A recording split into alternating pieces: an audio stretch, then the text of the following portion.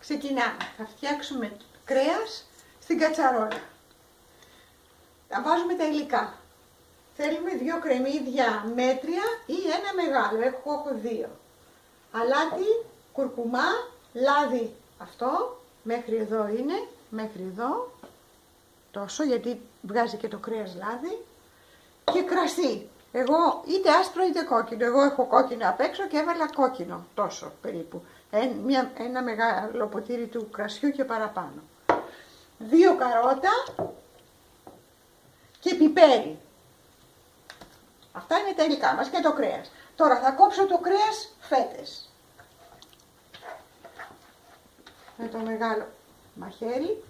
Τώρα από εδώ φαίνεται έτσι.